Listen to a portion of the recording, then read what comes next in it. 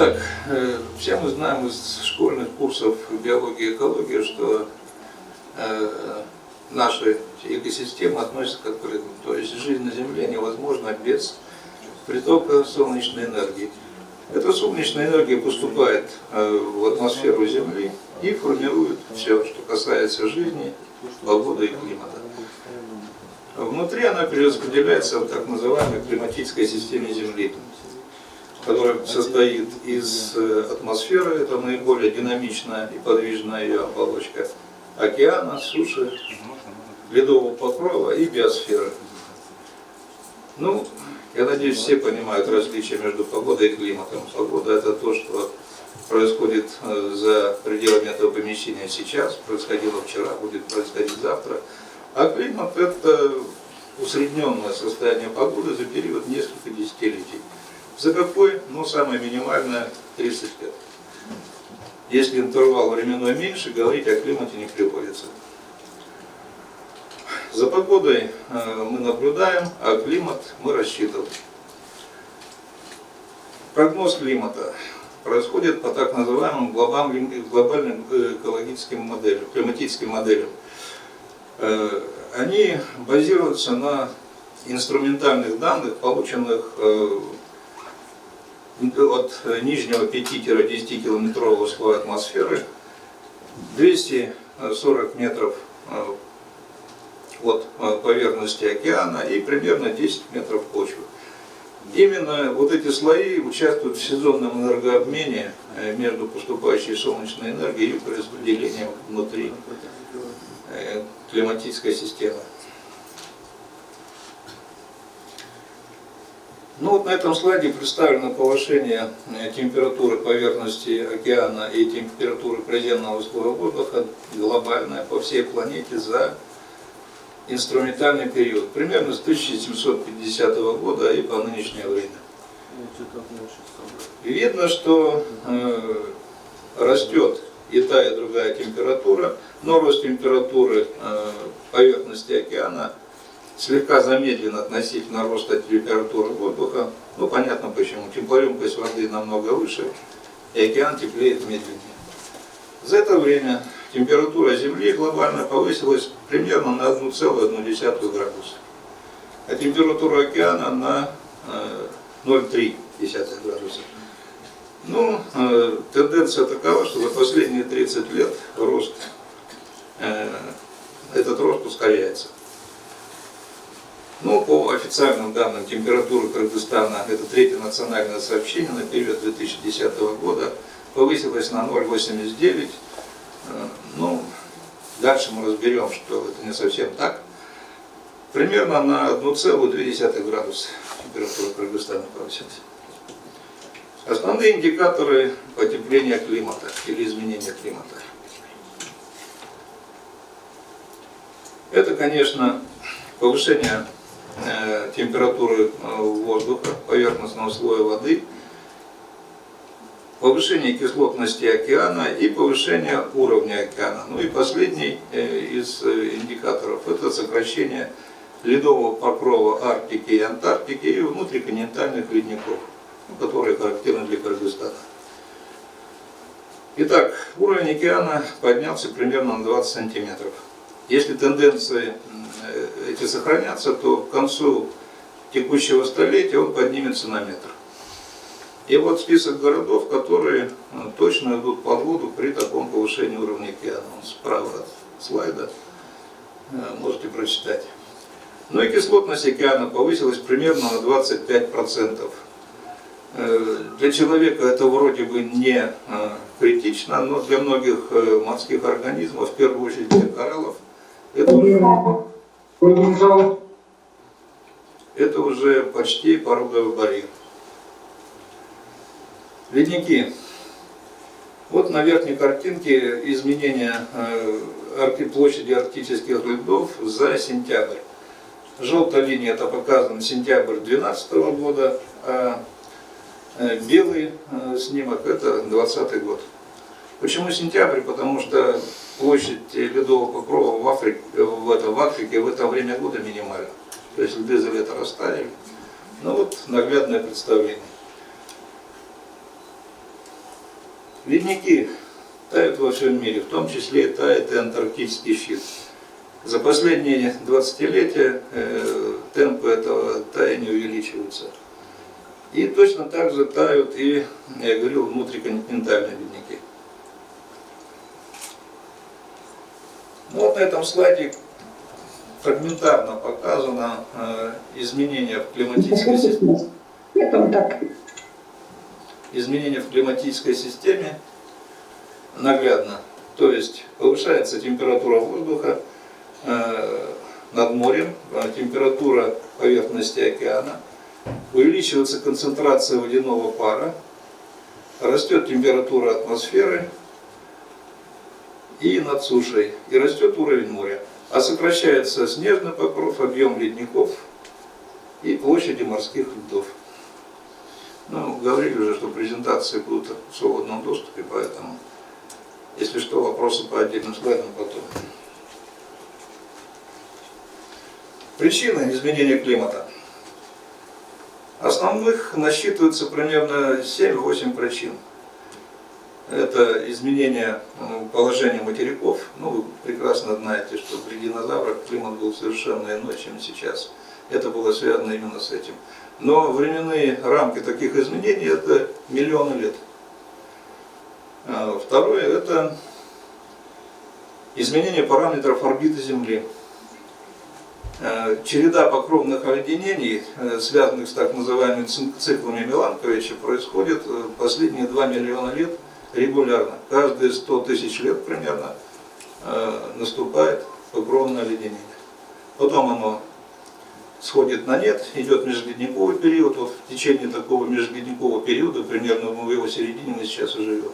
И дальше снова наступает похолодание. То есть с точки зрения геологов, через 50-60 тысяч лет нас ждет новое леденение. И это несомненно, по крайней мере, это подтверждается всеми исследованиями. Итак, ну, первым, что заподозрили в изменении климата, конечно, Солнце. То есть Солнце может менять свою светимость, и температура на Земле может изменяться в зависимости от этого фактора. Последние исследования, очень точные, изоатмосферные, со спутников, показали, что на самом деле наша звезда светит очень стабильно.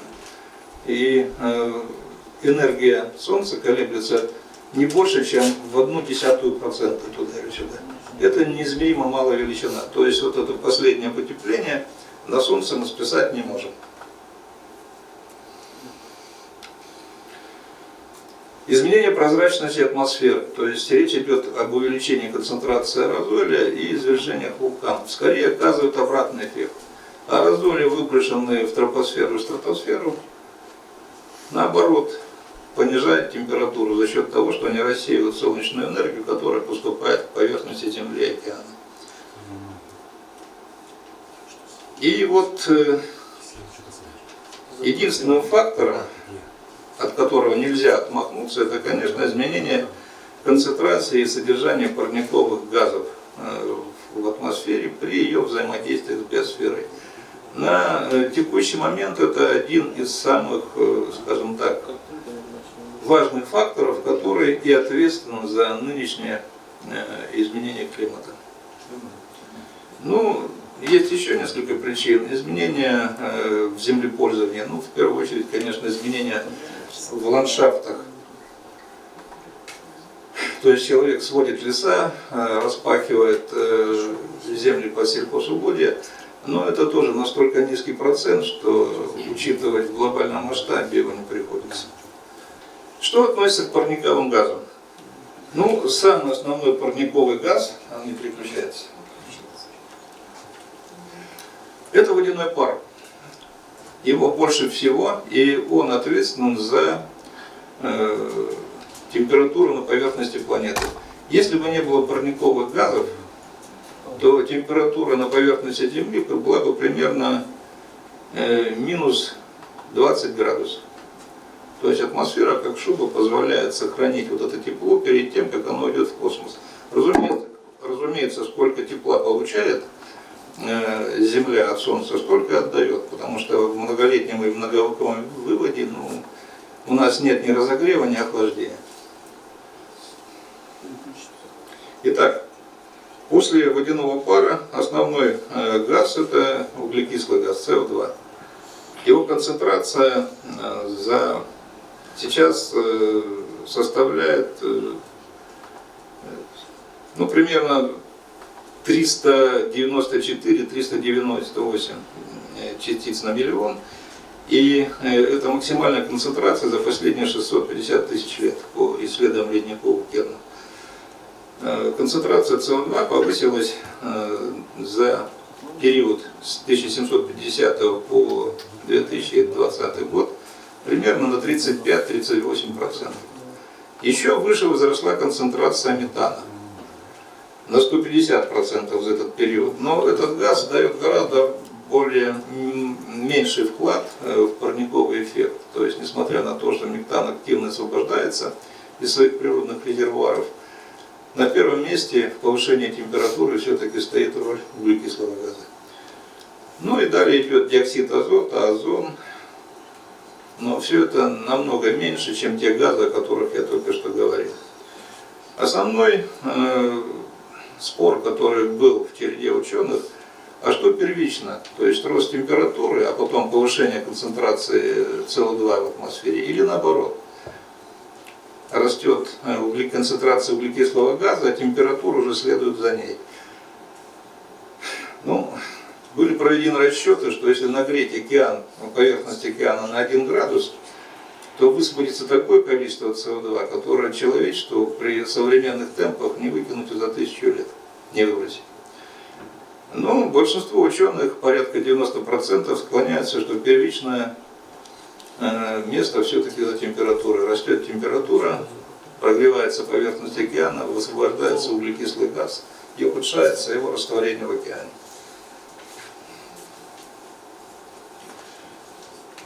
Какие страны в основном ответственны за выбросы парниковых газов? 50% эмиссий парниковых газов занимают Китай, США и страны Европейского Союза. Сейчас их начинает догонять Бразилия и Индия. То, что я сейчас сказал, продемонстрировано вот здесь на этом слайде. Ну и по прогнозам к концу века прирост температуры приземного слоя воздуха составит от 1500 до 4000 градусов. Казалось бы, это немного, потому что температура за сутки у нас может изменяться на десятки градусов. Но вот в глобальном выводе я вам скажу так: от климата динозавров нас отделяет всего 5 градусов. А от малого ледникового периода, это тот, который наступил в конце средних веков, 14-16 век, всего 2. То есть изменение глобальной температуры на такую величину дает очень большой эффект. Поэтому с этой точки зрения 1,5 и 4 градуса уже не смотрятся такими легкомысленными цифрами. Почему разброс 1,5-4? Потому что, точнее, климатические модели пока предсказать не могут. В силу целого ряда причин.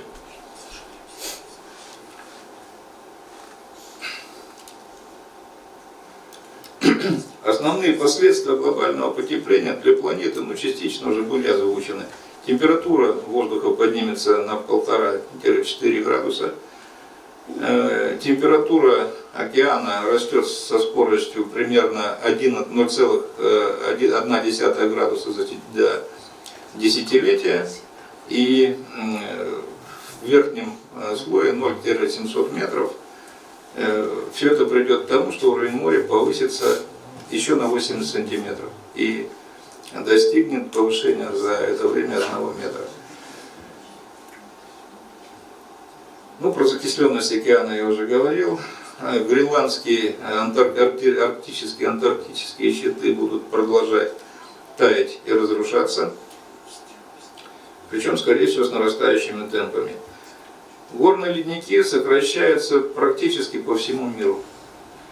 Немножко замедлена эта картина на ледниках южного полушария Земли, но там другие причины.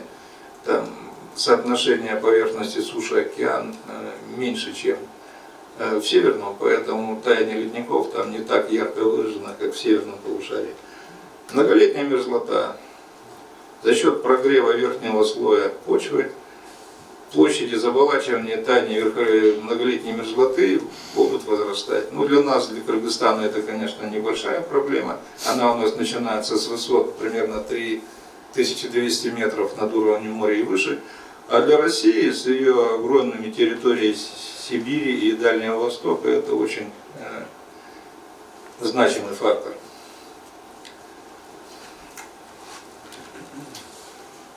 Это все, что касалось планеты. Теперь давайте о Кыргызстане и Центральной Азии. Вот перед вами климатическое деление Кыргызстана по областям. И он разделен на 4 области. Вот голубая или синяя зона – это юго-западный Кыргызстан, Ферганская долина, Орджа-Алабад и так далее. Сразу говорю, что вот это деление не совпадает с территориальным. Это деление именно по климатическим типам. То есть в каждой из этих областей климат отличается от другой. Ну вот то место, где мы сейчас находимся, северный Кыргызстан, Алазская долина и Чуйская долина. Относительно большое количество осадков, довольно мягкая, ну, скажем так, средняя по температурам зима. И внутренний Тянь-Шань, вот он залит розовым цветом. Это высокогорная область, которая блокирована горными хребтами. Там небольшое количество осадков, суровые зимы с устойчивым снежным покровом и довольно большой продолжительностью. Юго-западный Кыргызстан, ну, всем понятно, относительно мягкая зима, достаточное количество осадков, мягкий климат, районы пригодны для земледелия. Отдельно выделена Иссык-Кульская область или Иссык-Кульская котловина. Наличие незамерзающего огромного водоема делает ее климат вообще уникальным. Мягкая зима, прохладное лето.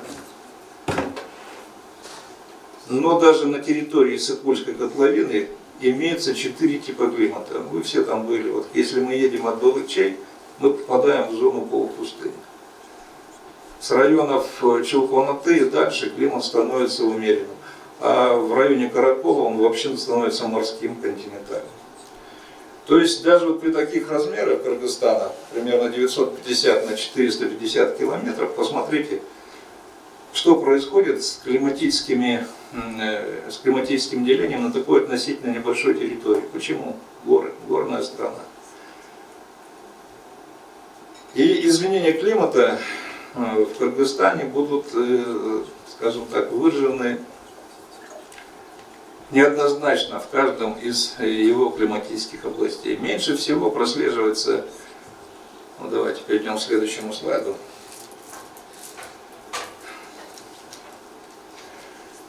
Вот на этом слайде показан рост температуры по всему Кыргызстану за период инструментальных измерений. Посмотрите. Четкий рост примерно на 1,2 градуса, да, уже современные цифры. И за последние 30 лет он усилился, это конец слайда. Но это, так сказать, в целом для республики.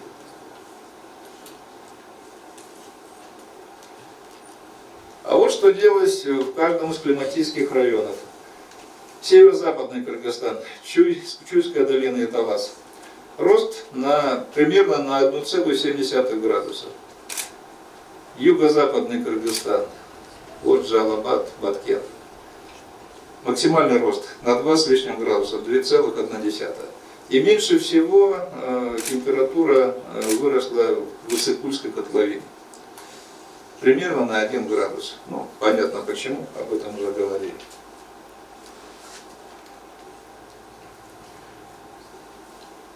По данным Третьего национального сообщения, для всех метеостанций, за исключением 2, это Жалабад и Сусамыр, наблюдался рост осадков.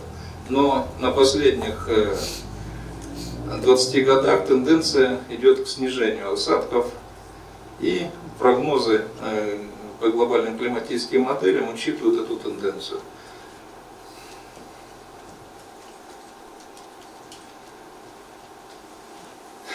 Так выглядели осадки по климатическим областям Кыргызстана. Ну, посмотрите, везде примерно слабый рост.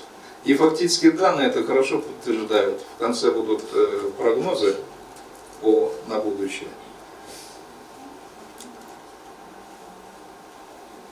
По ледникам.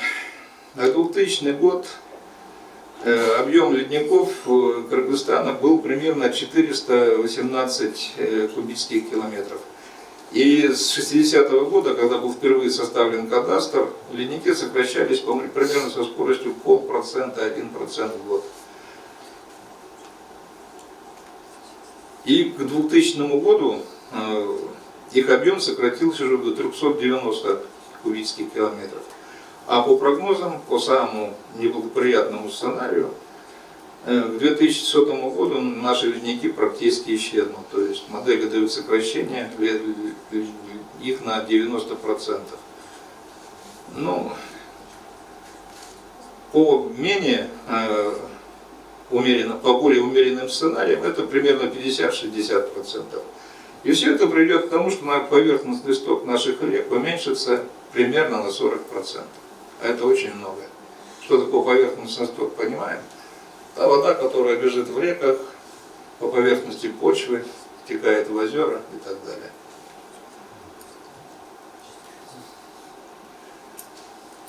Вот эта карта, сделана Институтом водных проблем и гидроэнергетики. На ней показаны ледники, которые исчезли к 2000 году. Они обозначены красными точками. То есть синие площади это сохранившееся оледенение, красные точки это то, чего уже нет. И вот прогнозы. 50-й год. Посмотрите. Вот прошлый слайд. Сколько синего. И вот 50-й год. То есть около 40% площади оледенения исчезает. И 2100 год. От ледников остается менее 10%.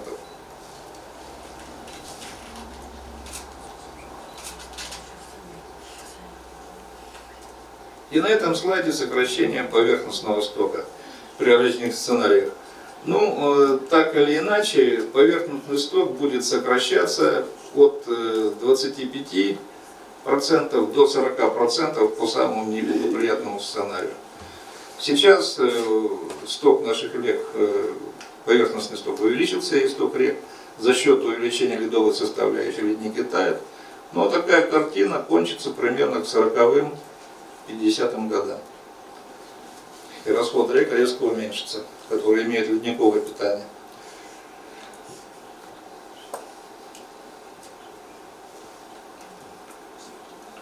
На этом слайде последние данные. Это изменение климата на территориях стран СНГ, данные за 2020 год, за последние 10 лет.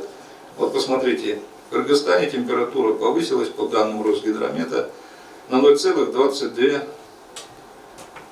градуса. Максимальный рост наблюдается на территории Беларуси 0,63, почти полградуса. Это очень много. Эти цифры были получены совсем недавно, несколько месяцев назад. Вот так все это выглядит. Кыргызстан 0,22, Таджикистан 0,16, Узбекистан и Казахстан температура повысилась на 0,32 градуса. Теперь о климатических прогнозах.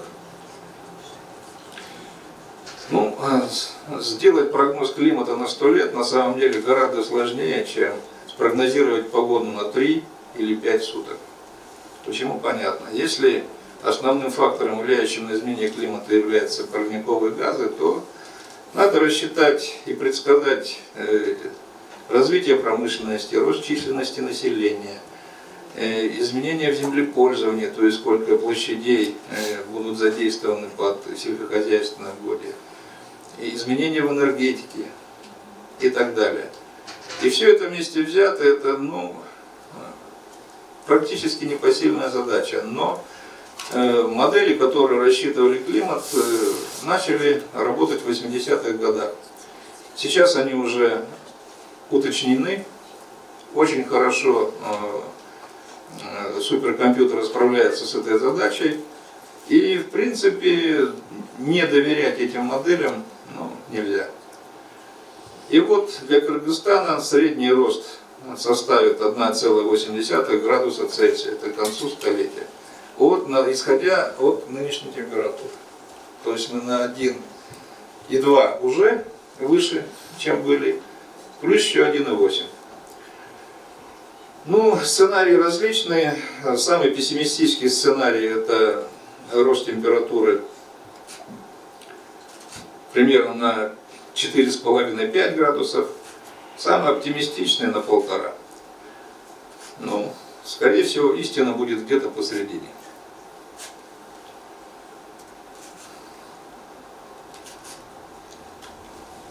И последствия для Центральной Азии и Кыргызстана. Итак, температура будет расти.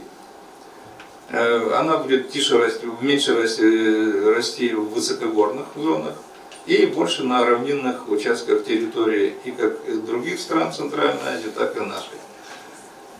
Количество осадков будет незначительно увеличиваться, примерно на 5-10%, практически по всей территории.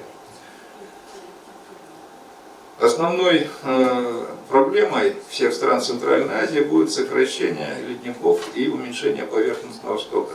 Оно затронет абсолютно все страны. Конечно, сильнее всего будут затронуты так называемые страны нижнего течения. То есть, что такое страны верхнего течения? Это мы и Таджикистан, на территории которых находится 98% ледников, питающих реки Центральной Азии.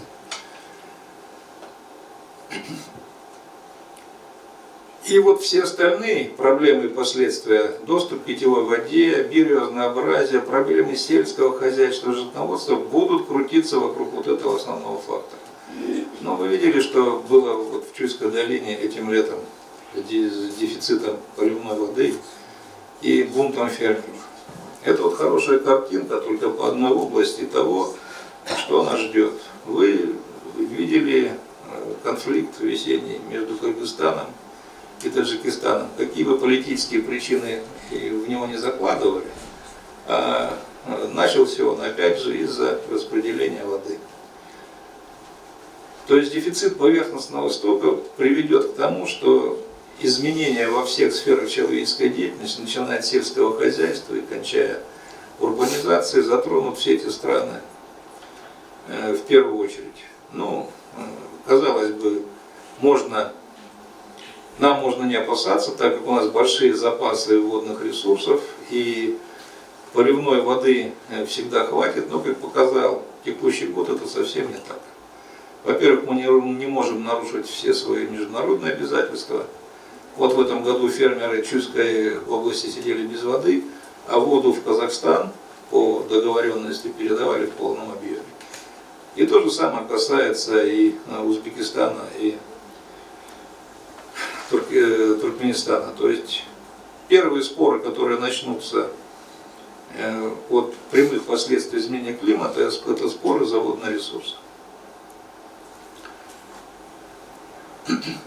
Мы проводили на кафедре исследования на основе фактических данных всех метеостанций, которые были задействованы в советское время, их было около 95. И по последним данным, и есть такое понятие, как инерционный прогноз. То есть сейчас хорошо описана картина, как меняется распределение температуры осадков на территории всего Кыргызстана. Если этот инерционный прогноз продолжит дальше, то мы получаем как раз вот те средние цифры, о которых я говорил. Рост температуры будет продолжаться, но вряд ли он будет выше 2,5-3 градусов. То есть, скорее всего, пессимистичный прогноз 5 градусов для Кыргызстана все-таки не оправдается. И на 10-15% будут возрастать атмосферные осадки. Причем в основном растет температура холодного периода, то есть поздняя осень, зима и ранняя весна на территории Кыргызстана. То есть это делает климат немножко комфортнее для населения республики, но, к сожалению, не может остановить деградацию ледников. Почему они тают? Зимы стали теплее, у них накапливается меньше осадков. Таяние ледников начинается раньше, чем обычно, заканчивается позже. В летний период времени осадки выпадают в жидком виде, то есть выпадает не снег, который накапливается на поверхности ледника в нижних его частях, а дождь, который просто скатывается и прироста ледовой массы не дает. Ну, вот в целом все, что можно сказать о современном климате Кыргызстана и о его прогнозах. Спасибо огромное, Андрей.